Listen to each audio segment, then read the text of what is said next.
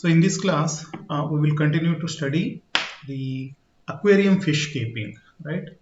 And as I told you, I am taking the first unit, that is Introduction to Aquarium Fish Keeping. And in this class, we'll study the accessories of aquarium fish keeping. So accessories means the things which you need additionally for aquarium fish keeping. ಅಂದ್ರೆ ಈಗ ಒಂದು aquarium fish keeping ನಲ್ಲಿ main ಬೇಕಾಗಿರೋದೇನು, ಒಂದು fish tank ಮತ್ತು fish. So ಅದ್ರ ಜೊತೆಗೆ ನಿಮಗೆ ಅಕ್ವೇರಿಯಂನ ನೀಟಾಗಿ ಮೇಂಟೈನ್ ಮಾಡೋದಕ್ಕೆ ಏನೇನು ಬೇಕಾಗುತ್ತಲ್ವ ಅದನ್ನ ನಾವು ಆಕ್ಸೆಸರೀಸ್ ಅಂತ ಹೇಳ್ತೀವಿ. So what are the accessories which you need to maintain fish tank or aquarium. So let us see one by one. First one is hood or lid. So hood ಅಥವಾ lid ಅಂದ್ರೆ ನಿಮ್ಮ aquarium tank ಏನಿರುತ್ತಲ್ಲ ಅದ್ರ ಮೇಲ್ಗಡೆ, so ಛಾವಣಿ ತರ, so roof ತರ ಒಂದು structure ಹಾಕಬೇಕಾಗುತ್ತೆ. So there are two things. It is going to achieve two things. One is it is going to give protection. Protection ಅನ್ನೋದಕ್ಕಿಂತ ಕವರಿಂಗ್ ಮಾಡುತ್ತೆ. ಅಂದ್ರೆ ಕವರಿಂಗ್ ಅಂದ್ರೆ ಈ ಡಸ್ಟ್ ಅಥವಾ ಬೇರೆ ಏನೋ ಆಬ್ಜೆಕ್ಟ್ ನಿಮ್ಮ ಫಿಶ್ ಟ್ಯಾಂಕ್ ಒಳಗಡೆ ಬೀಳೋದನ್ನ ಇದು ತಡೆಯುತ್ತೆ, ಒಂದು ರೂಫ್ ಅಥವಾ ಲಿಡ್. ಇನ್ನೊಂದು ಇಂಪಾರ್ಟೆಂಟ್ ಥಿಂಗ್ ಏನು ಅಂದ್ರೆ, ನೀವು ಅಕ್ವೇರಿಯಂಗೆ ಲೈಟಿಂಗು ಅದೆಲ್ಲ ಮಾಡೋದಕ್ಕೆ ಸೊ ಇದರಲ್ಲಿ ಫಿಟ್ಟಿಂಗ್ ಮಾಡ್ಬೋದು. So you can fit the light and other things in the hood or lid. ಈಗ ಮನೆಯಲ್ಲಿ ನೀವು ಬೆಕ್ಕು ಅದು ಏನಾದರೂ ಸಾಕಿದ್ರೆ, so you know it is naturally attracted to the fish, right? So it may try to catch fishes from the aquarium, etc. So to avoid all those things, you can cover it with a hood or lid, and it increases the look of the aquarium. So aquarium the look na change ಮಾಡುತ್ತೆ. So the hood or lid comes in all different shapes and sizes. ಇಲ್ಲಿ size ಏನಿದೆಯಲ್ಲ ಅದು ನಿಮ್ಮ aquarium fish ಟ್ಯಾಂಕ್ಗೆ set ಆಗೋ ತರ ತಗೊಂಡಿರ್ತೀರ, but design ಏನಿದೆಯಲ್ಲ ಅದು ನಿಮ್ಮ ಇಷ್ಟ. So there are so many things which are available in the market, or you can even prepare your own custom made hood or lid. So that is one of the important accessory which you need for what to maintain the aquarium. Then second one is aquarium stand. So ಇದು aquarium normally ಏನಿರುತ್ತೆ ಅಂದ್ರೆ ಗ್ಲಾಸ್ದು material, ಅದಂದ್ರೆ ಗ್ಲಾಸ್ದು ಒಂದು tank ತರ ಇರುತ್ತೆ, but you are going to keep it on a stand. ಈಗ ಅಕ್ವೇರಿಯಂನ ನೀವು ಡೈರೆಕ್ಟ್ ಆಗಿ ಒಂದು ಟೇಬಲ್ ಮೇಲೆ ಅಥವಾ ಅದ್ರ ಮೇಲೆ ಇಟ್ಟರೆ ಒಮ್ಮೊಮ್ಮೆ ಸ್ಟ್ಯಾಂಡ್ ಬೇಕಾಗಲ್ಲ, but so you are going to keep it in a hall or some dining area in the house, then you need a stand. So a proper stand like this, okay? So the height and the design etc is left to your choice. Okay, you can choose the material. So whether you want to have a stand made up of metal or wood or any other material like plastic etc. So it depends upon your budget and it depends upon your taste.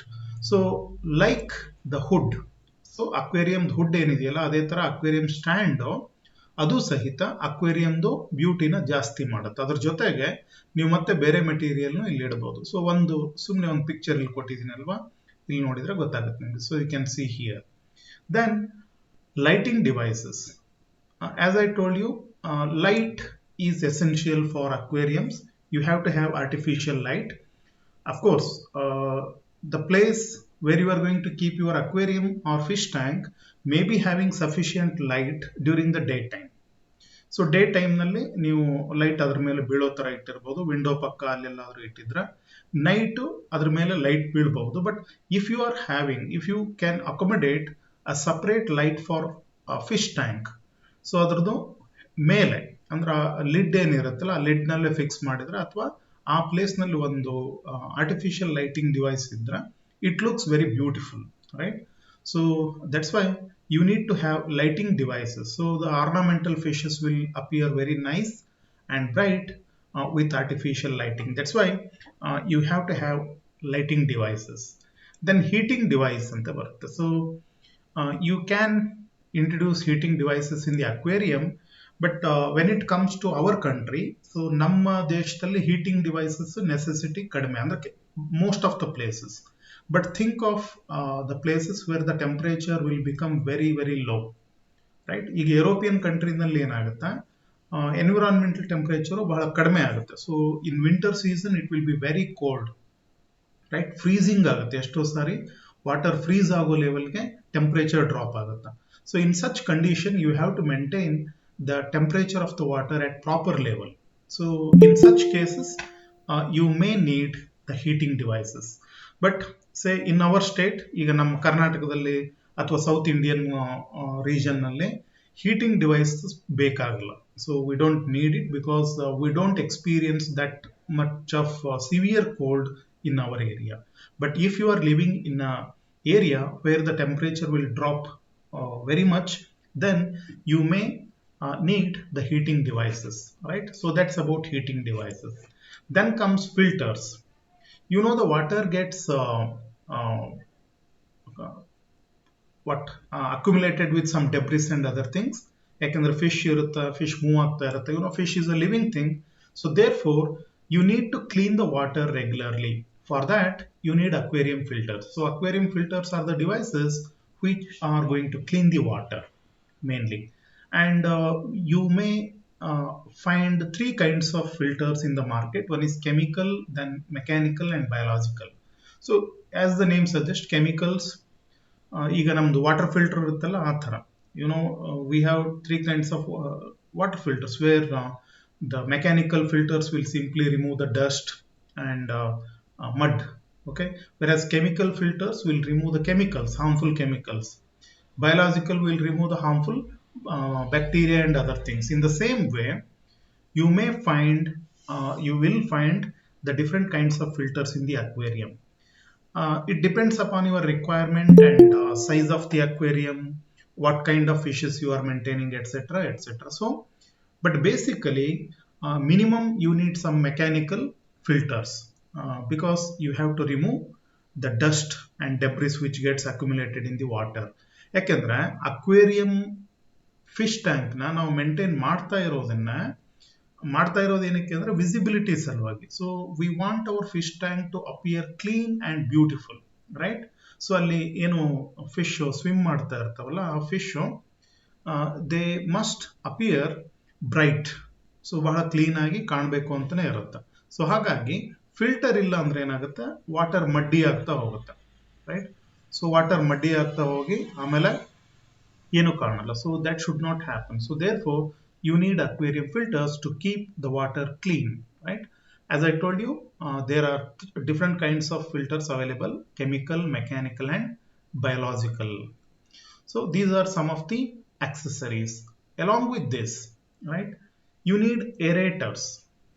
So aerator andra ನೀರಿನಲ್ಲಿ oxygen level ನ maintain ಮಾಡೋದಕ್ಕೆ. Later I will discuss it in detail, right? So you are putting more number of fishes in a very small area, okay? So the amount of water and the number of fish ratio is not suitable. Fish are very active animals and they will be consuming more oxygen. So the water must contain more amount of oxygen. So for that oxygenation you need aerators. So suitable aerators are required and compulsorily it is required. So otherwise the fish are going to die because of lack of oxygen, right? So that is about aerators. So ನಾವು maintain ಮಾಡುವಂತ aquarium ನಲ್ಲಿ normally ಈ aerator ಇದ್ದೇ ಇರುತ್ತೆ. So here I think you can see this picture. So ಈ picture ನಲ್ಲಿ ಇಲ್ಲೊಂದು aerator ಇದೆ ನೋಡಿ. ನಾವು ಈಗ ನಮ್ಮ ಮನೆಯಲ್ಲಿ ಎಲ್ಲ ಏನು ಅಕ್ವೇರಿಯಂ ಫಿಶ್ ಟ್ಯಾಂಕ್ ಮೇಂಟೈನ್ ಮಾಡ್ತೀವಲ್ಲ, ನಾವು ಯೂಸ್ ಮಾಡೋದು ಬಹುಶಃ ಏರೇಟರ್ ಈ ತರ ಇರುತ್ತೆ, ಮಾರ್ಕೆಟ್ ನಲ್ಲಿ ಸಿಗೋದು. ಇದು ಡಬಲ್ ವರ್ಕ್ ಮಾಡುತ್ತೆ. ಒಂದು, it works like a filter, right, and it works like a aerator. So most of the devices will come with two functions, dual function ಇರುತ್ತೆ. ಸೊ ಇಲ್ಲಿಂದ ನೀರನ್ನ ತಗೊಂಡು ಅದು ಮೂವ್ ಮಾಡ್ತಾ ಇರುವಾಗ ಇಲ್ಲಿ ಫಿಲ್ಟರ್ ಮಾಡುತ್ತಾ, ಅದ್ರ ಜೊತೆಗೆ ಏರೇಷನ್ ಮಾಡುತ್ತೆ. So like this you can use it like aerator and filter, okay? For both function the same device can be used. Then feeding ring. So feeding ring is a very simple structure. You can see it in the picture. ಒಂದು small circular ring like structure ಇದೆ. ಇದನ್ನ fish ಟ್ಯಾಂಕ್ದು water surface ಇರುತ್ತಲ್ಲ ಅಲ್ಲಿಗೆ correct ಆಗಿ set ಆಗೋ ತರ ಇದನ್ನ fit ಮಾಡ್ತೀರಾ. So you are just going to attach it to the glass surface like this with this sucker, and here in this ring you are going to put the food, fish food ಏನಿರುತ್ತಲ್ಲ ಅದನ್ನ ಇಲ್ಲಿ ಹಾಕ್ತೀರಾ. ಕೆಳಗಡೆ open ಇರುತ್ತೆ, okay? Okay, it's a hollow ring-like structure, right? The fish will come and they will eat there. Only thing is, I think most of us don't use it. ನಾನು ಇಲ್ಲಿ ನಮ್ಮ ಏರಿಯಾದಲ್ಲಿ ಅಥವಾ ನಮ್ಮ ಮನೆಯಲ್ಲಿ ಯೂಸ್ ಮಾಡೋ ಫಿಶ್ ಟ್ಯಾಂಕ್ ನಲ್ಲಿ ಯಾರು ಈ ಫೀಡಿಂಗ್ ರಿಂಗ್ ನ ಇಟ್ಟಿರೋದನ್ನ ನಾನು ನೋಡಿಲ್ಲ. But it is a good practice to maintain a feeding ring. So what is the advantage? The advantage is the fish food, the food which you are going to put it in the fish tank, it will not disperse, right? So it will be retained in the ring, and the fish will come and eat from this particular place. So ಅವಾಗ ಏನಾಗುತ್ತೆ, ನಿಮ್ಮ water ಮಡ್ಡಿ ಆಗೋದು ಅಥವಾ ಈ food ನಿಂದ ಏನು dirt ಆಗೋದು so ಕಡಿಮೆ ಆಗುತ್ತೆ. So the water will remain clean. Okay, so and it's a good practice to have a feeding ring in your aquarium fish tank.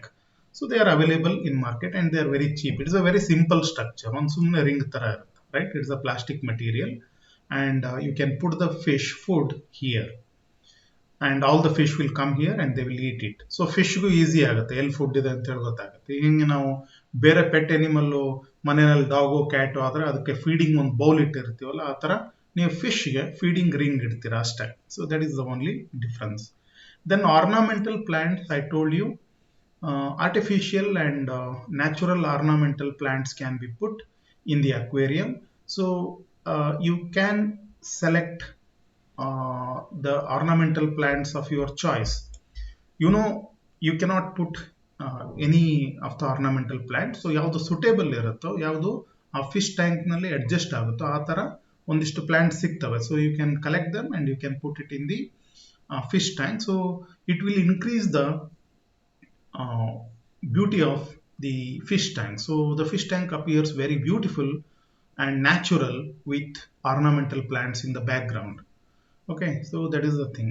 And I think even we don't use these ornamental plants in our areas, but try those who are maintaining fish tanks. I'm sure maybe you are using some plastic ornamental plants ಅಂದ್ರೆ artificial use ಮಾಡ್ತೀರಾ, but natural plants ನ normally ನಾವು maintain ಮಾಡೋದು ಕಡಿಮೆ, because it is very difficult, ಸ್ವಲ್ಪ ಕಷ್ಟ ಅದು. But try using these natural ornamental plants with proper knowledge. It will increase the visibility and the beauty of the fish tank. So that's about ornamental plants. Okay, then siphon tube. So ಇಲ್ಲಿ siphon tube ಅಂತಂದ್ರೆ ಏನಿಲ್ಲ, ನೀರನ್ನ tank ಇಂದ siphon ಮಾಡಿ ಹೊರಗೆ ತೆಗೆಯೋದಕ್ಕೆ. You need to change the water regularly to keep it clean. Okay, so we are going to remove the water and we are going to replace with fresh water. Normally ಏನ್ ಮಾಡ್ತೀವಿ ಅಂದ್ರೆ ಪೂರ್ತಿ ನೀರನ್ನ ತೆಗೆಯಲ್ಲ, 3/4 ವಾಟರ್ನ change ಮಾಡ್ತಾ ಹೋಗ್ತೀವಿ regular ಆಗಿ. So at that time, this siphon tube will be of much help. Okay, it's a very simple sucking device by which you can remove the water from the fish tank without disturbing the fishes and the arrangement which you have made in the fish tank. So that's siphon tube. Then nets. ಇಲ್ಲಿ net ಅಂದ್ರೆ ಇಲ್ಲಿದೆ ನೋಡಿ ಇದು. So ಒಂದು simple fish net ಇದು. ಅಂದ್ರೆ ಒಂದೊಂದ್ಸಾರಿ ನೀವು ಫಿಶ್ ಟ್ಯಾಂಕ್ ಕ್ಲೀನ್ ಮಾಡುವಾಗ ಸೊ ಟೆಂಪರರಿಯಾಗಿ ಫಿಶ್ನ ಅಲ್ಲಿಂದ ರಿಮೂವ್ ಮಾಡಿ ಬೇರೆ ಕಡೆ ಇಡಬೇಕಾಗುತ್ತೆ, ಆವಾಗ ಈ ನೆಟ್ ಯೂಸ್ ಆಗುತ್ತೆ. ಅಥವಾ ಒಂದೊಂದ್ಸರಿ ಫಿಶ್ ಏನೋ ಆಗಿ ಸತ್ತೋಗಿರುತ್ತೆ, so some dead fish may be there and you want to remove it. So you are going to use such small fish nets and to remove debris also, right? So fish tank ನಲ್ಲಿ ಏನಾದರೂ debris, gravel ನಲ್ಲಿ ಏನಾದರೂ algae ಅದೆಲ್ಲ ಬೆಳೆದಿದ್ರೆ clean ಮಾಡೋದಕ್ಕೆ. So you can use the nets.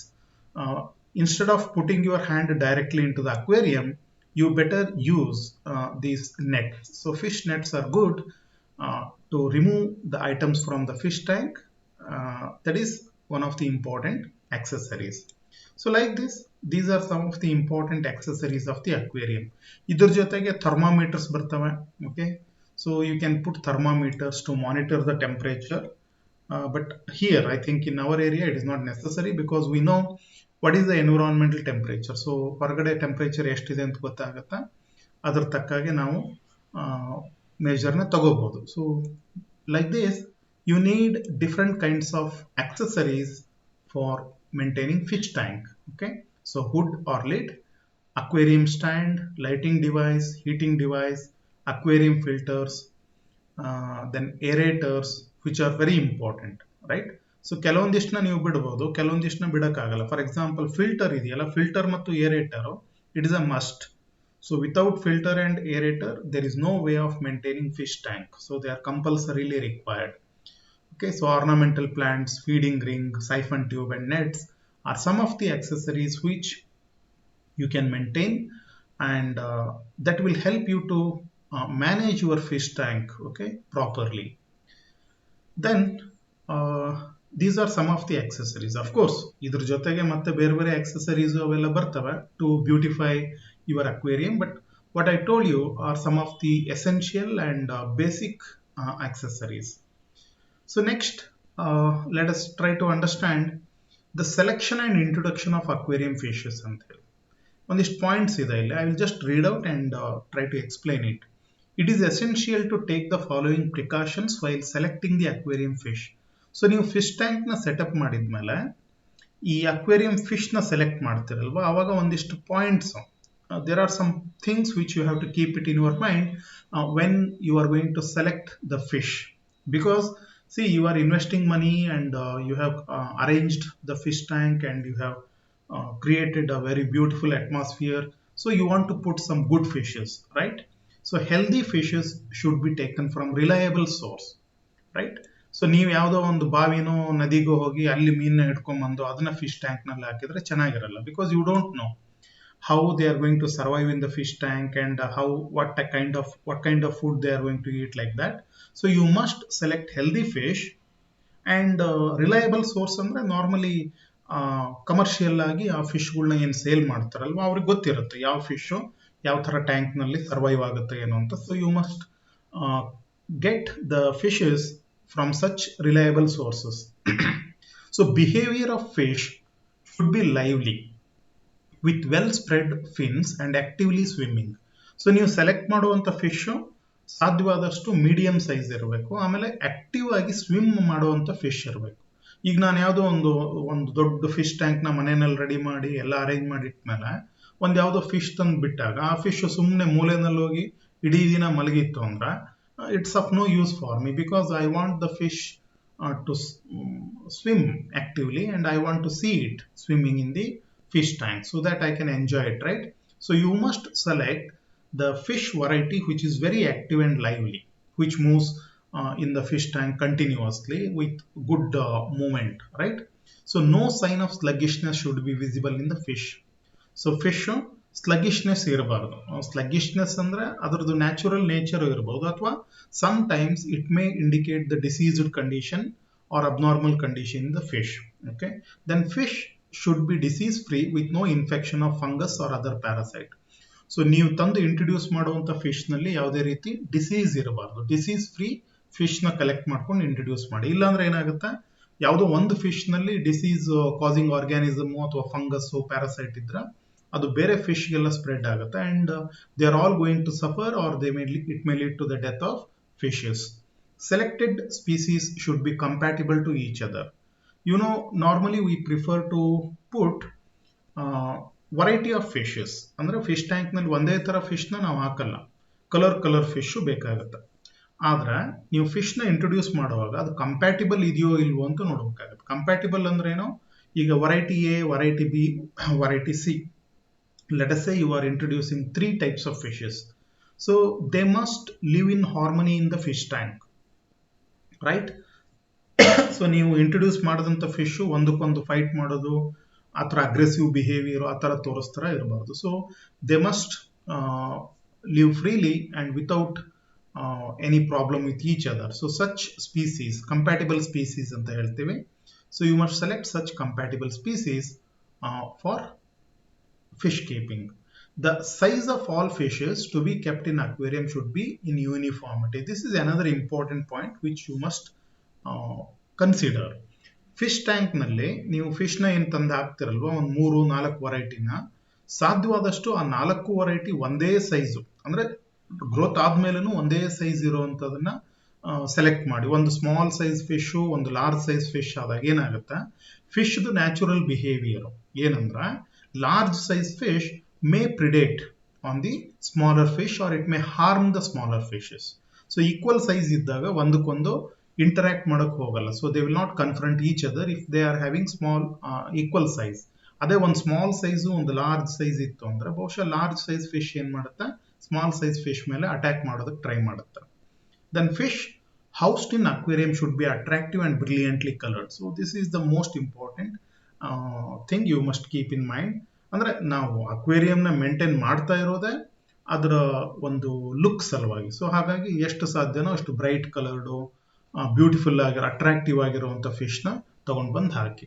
So ಯಾವುದೋ ನದಿನಲ್ಲಿ ಸಿಗುವಂಥ colourless ಫಿಶ್ನ ತಗೊಂಡು ಬಂದು ಹಾಕಿದ್ರೆ ಯೂಸ್ ಆಗಲ್ಲ. Of course in the laboratory, in the department, we may put such fishes for the study purpose.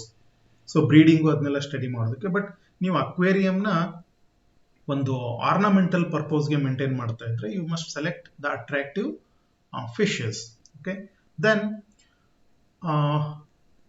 while bringing the fish from the aquarium shop, they should be properly packed in well oxygenated polythene water bags at the normal temperature. So ನೀವು ಯಾವುದೋ ಶಾಪ್ಗೆ ಹೋಗಿ ಫಿಶ್ನ ತಗೊಂಡು ಬಂದು ಮನೆಯಲ್ಲಿ ಹಾಕೋ ತನಕ ಅದು ಜೀವಂತ ಇರಬೇಕು ಅಷ್ಟೇ. So that is the point which you have to remember.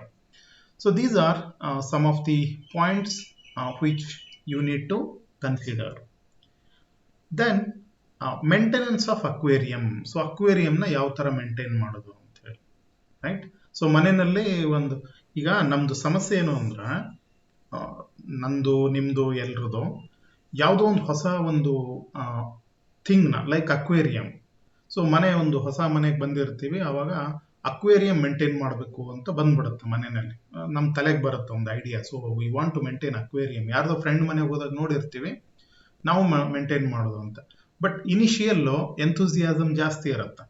Okay, so ದುಡ್ಡನ್ನ ಇನ್ವೆಸ್ಟ್ ಮಾಡಿ ಅಕ್ವೇರಿಯಂ ಟ್ಯಾಂಕ್ ತಂದು ಅದನ್ನು ಸೆಟ್ ಮಾಡಿ ಫಿಶ್ ಇಂಟ್ರೊಡ್ಯೂಸ್ ಮಾಡಿ ಆಮೇಲೆ laziness. So we don't maintain it. So if you don't maintain properly then it's of no use.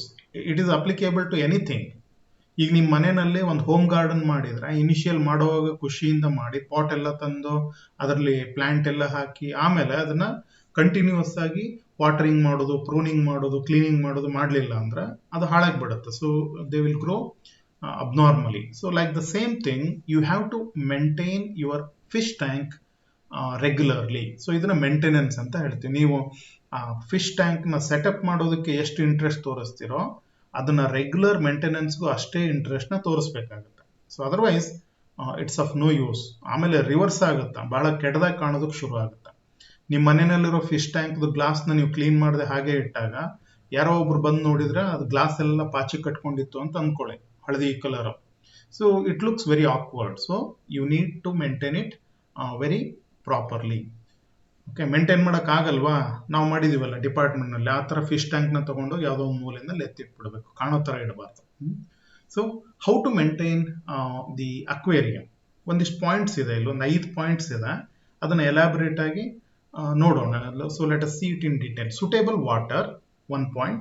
Cleaning of aquarium, then sufficient oxygen, maintenance of sufficient oxygen, and correct water temperature, and correct feeding. So these are the 5 points which you need to consider. Suitable water, cleaning of aquarium, sufficient oxygen, correct water temperature, and correct feeding. So here, let me explain it with a little bit detail. So illondu ಸ್ವಲ್ಪ detail ಆಗಿ ಹೇಳ್ಬಿಡ್ತೀನಿ. I hope you people are listening. ಇದೇನು ಬಹಳ easy ಇದೆ. Okay, so ಅದಕ್ಕೆ ನಾನು ಉದ್ದಕ್ಕೆ ಹಂಗೆ ಫಾಸ್ಟ್ ಆಗಿ ಹೋಗ್ತಾ ಇದ್ದೇನೆ. Are you following?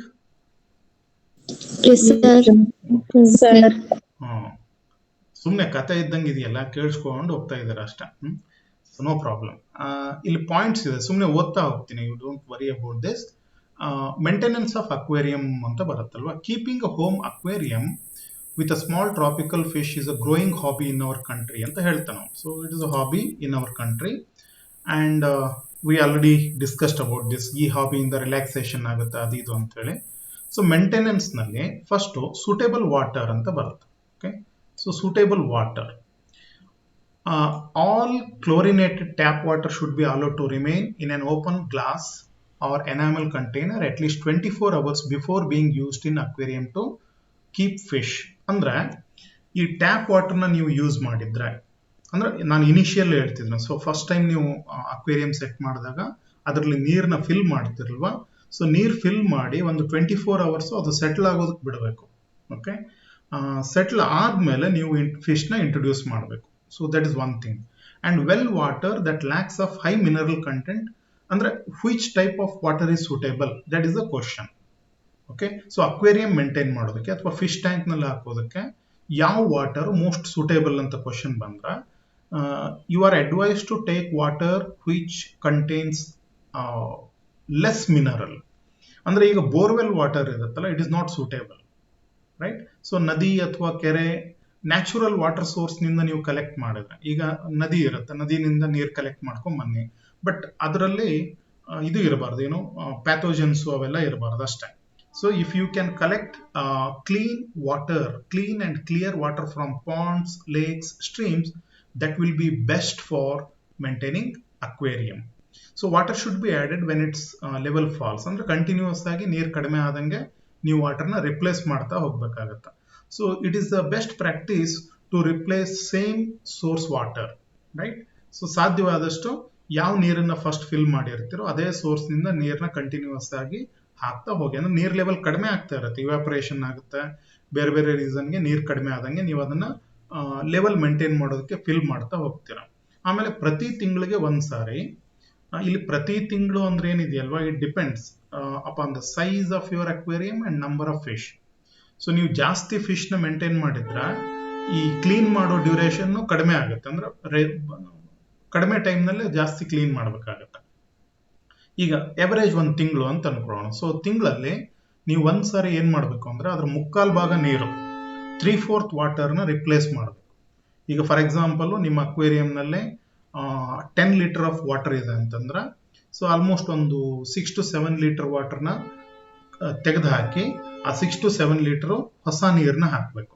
Complete change ಮಾಡಬಾರ್ದು, ಕಂಪ್ಲೀಟ್ ಎಕ್ಸ್ಚೇಂಜ್ ಮಾಡಬಾರ್ದು. That is a very dangerous thing, because I think those who maintain the fish tank, they know what happens. Fish death ಆಗಿಬಿಡುತ್ತೆ. ನೀವೇನಾದ್ರೂ ಪೂರ್ತಿ ನೀರನ್ನ ಚೇಂಜ್ ಮಾಡಿಬಿಟ್ರೆ, ಅಂದ್ರೆ ಕೆಲವೊಂದಿಷ್ಟು ಫಿಶ್ ಬಹಳ ಸೆನ್ಸಿಟಿವ್ ಇರ್ತವೆ. Okay, some fishes are very sensitive and it is very difficult for them to adjust to the new water. So ಅದಕ್ಕೆ ಬೆಟರ್ ಏನು ಅಂದ್ರೆ ಒಂದು ಮುಕ್ಕಾಲ್ ಭಾಗ ನೀರನ್ನ ಖಾಲಿ ಮಾಡಿ ಆ ಮುಕ್ಕಾಲ್ ಭಾಗ ಹೊಸ ನೀರನ್ನ ಪ್ರತಿ ತಿಂಗಳು ಹಾಕ್ತಾ ಇದ್ರೆ ನೀರು ಫ್ರೆಶ್ ಆಗಿರುತ್ತೆ.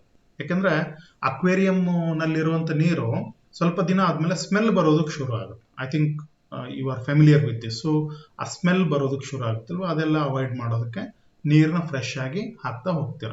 Then cleaning the aquarium. So most common problem, ನಾನು ಅದನ್ನೇ ಹೇಳಿದೆ, ದೊಡ್ಡ ಸಮಸ್ಯೆ ಏನು ಅಂದ್ರೆ ಅಕ್ವೇರಿಯಂದು ಆ ಗ್ಲಾಸ್ ಏನಿರುತ್ತಲ್ವ, ಗ್ಲಾಸ್ ಮೇಲೆ ಅಲ್ಗೆ ಬೆಳೆಯೋದಕ್ಕೆ ಶುರು ಆಗುತ್ತೆ. ಅಫ್ಕೋರ್ಸ್ ಅದಕ್ಕೆ ಒಂದಿಷ್ಟು ಜನ ಏನ್ ಮಾಡ್ತಾರೆ, ಆ ಅಲ್ಗೆನ ತಿನ್ನುವಂತ ಫಿಶ್ನ ಒಂದಿಷ್ಟು ಟ್ಯಾಂಕ್ ನಲ್ಲಿ ಬಿಟ್ಬಿಡ್ತಾರೆ. ಅದು ರೆಗ್ಯುಲರ್ ಆಗಿ ಗ್ಲಾಸ್ ಮೇಲೆ ಬೆಳೆದ್ರು ಅಲ್ಗೆನ ತಿಂತಾ ಇರುತ್ತೆ, ಅಂದ್ರೆ ತಾನೇ ಕ್ಲೀನ್ ಮಾಡ್ತಾ ಹೋಗುತ್ತೆ. But sometimes it may not be sufficient, right?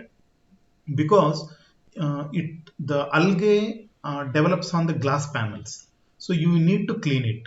So ಅದನ್ನ ಕೇರ್ಫುಲ್ ಆಗಿ ನೀವು ಯಾವಾಗ ನೀರನ್ನ ಚೇಂಜ್ ಮಾಡ್ತಿರಲ್ವಾ, ಸೊ ಪ್ರತಿ ತಿಂಗಳು ಅದೇ ಟೈಮ್ನಲ್ಲಿ ಏನು ಡಿಸ್ಟರ್ಬ್ ಆಗದೆ ಇರೋ ಹಾಗೆ, ಫಿಶ್ಗೆ ಏನು ಹಾರ್ಮ್ ಆಗದೆ ಇರೋ ಹಾಗೆ ಆ ಗ್ಲಾಸ್ನ ಒಂದು ಸ್ಕ್ರಾಪರು ಅಥವಾ ಸಾಫ್ಟ್ ಮಾಪ್ ತಗೊಂಡು ಕ್ಲೀನ್ ಮಾಡಬೇಕಾಗುತ್ತೆ. Because we want our aquarium to look clean. Okay, so that is one of the important maintenance. So maintenance ನಲ್ಲಿ ಇದು ಬಹಳ ಇಂಪಾರ್ಟೆಂಟ್. ಒಂದು, ನೀರ್ನ ರೆಗ್ಯುಲರ್ ಆಗಿ ಚೇಂಜ್ ಮಾಡೋದು. ಎರಡನೇದು, ಆ ಗ್ಲಾಸ್ ಪ್ಯಾನಲ್ ಏನು ಅಲ್ಗೆ ಬೆಳೀತಾ ಇರುತ್ತಲ್ಲ ಅದನ್ನ ರೆಗ್ಯುಲರ್ ಆಗಿ ಕ್ಲೀನ್ ಮಾಡ್ತಾ ಇರೋದು. So you must keep it clean. ಆಮೇಲೆ ಒಂದೊಂದ್ಸಾರಿ ಏನಾಗುತ್ತೆ, ನೀವು ಆ ಫಿಶ್ ಟ್ಯಾಂಕ್ದು ಬಾಟಮ್ ನಲ್ಲಿ ಗ್ರಾವೆಲ್ಸ್ ಎಲ್ಲ ಹಾಕಿರ್ತಿರಲ್ವ, ಬೇರೆ ಬೇರೆ ದೊಡ್ಡ ದೊಡ್ಡ ಕಲ್ಲು ಏನೇನೋ ಡಿಸೈನ್ ಹಾಕಿರ್ತೀರ, ಸೊ ಅದ್ರ ಮೇಲೇನು ಅಲ್ಗೆ ಬೆಳೆದಿರುತ್ತೆ. ಸೊ ರೆಗ್ಯುಲರ್ ಆಗಿ ಅದನ್ನ ಹೊರಗಡೆ ತೆಗೆದು ಅದನ್ನ ನೀಟಾಗಿ ಸ್ಕ್ರಬ್ ಮಾಡಿ ಕ್ಲೀನ್ ಮಾಡಿ ಮತ್ತೆ ವಾಪಸ್ ಹಾಕ್ಬೇಕಾಗುತ್ತೆ. So that is how you have to maintain cleanliness. So first one, maintenance of water. Second one, keeping the aquarium clean. So that is the second point. ಮೂರನೇದು, sufficient oxygen. I am telling it again and again. ಇದನ್ನ ನಾನು ಬಹಳಷ್ಟು ಸಾರಿ ಹೇಳಿದ್ದೀನಿ. ಏನಂದ್ರೆ, the water in aquarium depends largely upon the oxygen. ಈ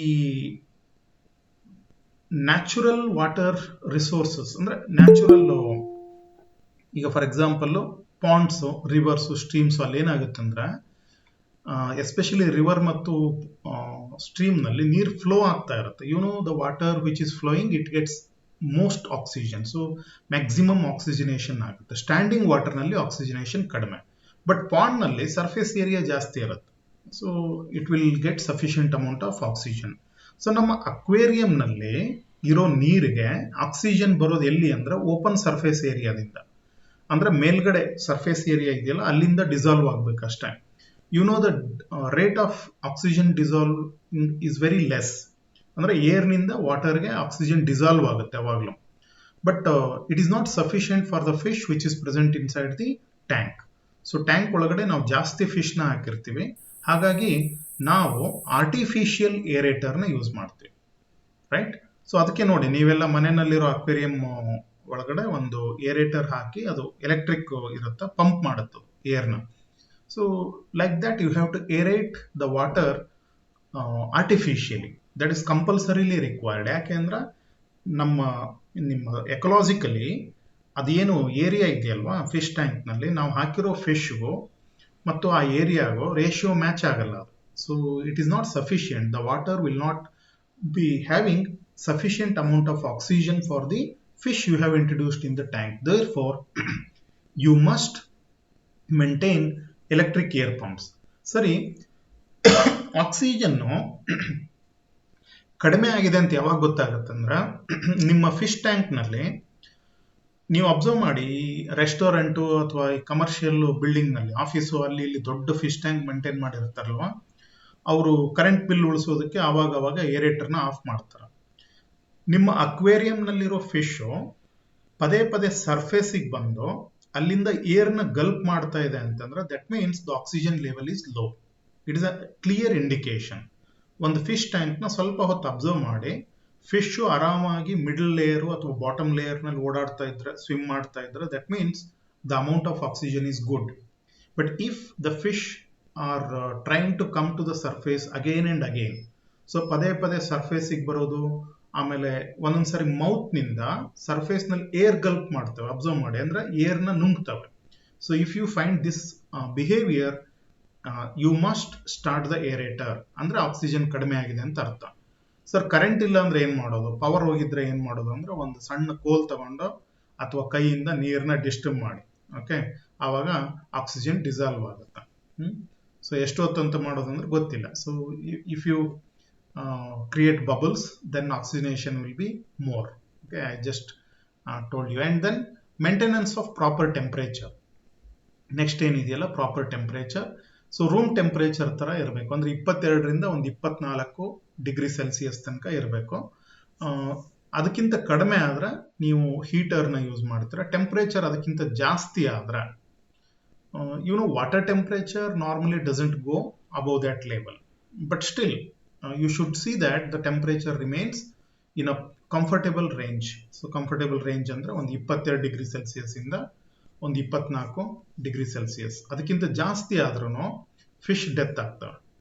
of course there are some fishes which can tolerate low temperature and there are some fishes which can tolerate high temperature. ಅದು variety ಮೇಲೂ depend ಆಗುತ್ತೆ, but still it is good to maintain a comfortable and ambient temperature for the fishes.